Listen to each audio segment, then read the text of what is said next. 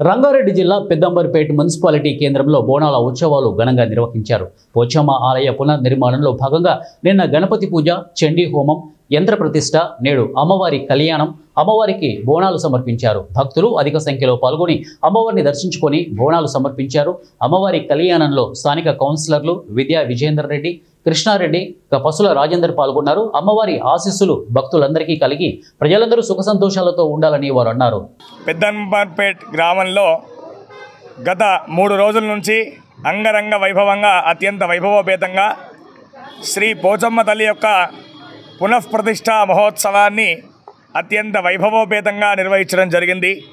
గ్రామ పెద్దలు, గ్రామ కౌన్సిలర్లు, గ్రామాది ఉన్నటువంటి సకల మనుషులు కూడా ఈ అమ్మవారి సేవలో నిమగ్నమై మరి కుల, మత, జాతి, తన భేదాలు లేకుండా ధర్మానికి ప్రతిరూపంగా మనకు కనిపించేటువంటిదే ఈ యొక్క పెద్దంబర్పేట గ్రామంగా చెప్పుకునే విధంగా వీళ్ళందరూ కూడా అత్యంత భక్తి శ్రద్ధలతో అమ్మవారిని సేవించారు.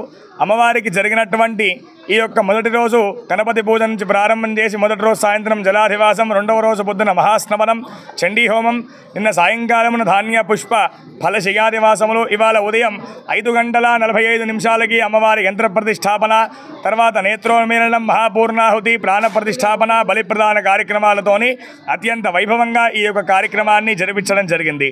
కావున ఈ యొక్క కార్యక్రమం వలన మన యావత్ తెలంగాణ రాష్ట్రమంతా కూడా సుభిక్షంగా ఉండాలి. ఇక్కడ ఉన్నటువంటి ప్రతి ఒక్క వ్యక్తులకు కూడా సకల సమృద్ధి కలగాలి. 4వ వార్డులో శ్రీ పోచమ్మ తల్లి విగ్రహ పునఃప్రతిష్ఠని గత 3 రోజులుగా అంగరంగ వైభవంగా ఘనంగా ఏర్పాటు చేసుకోవడం జరిగింది.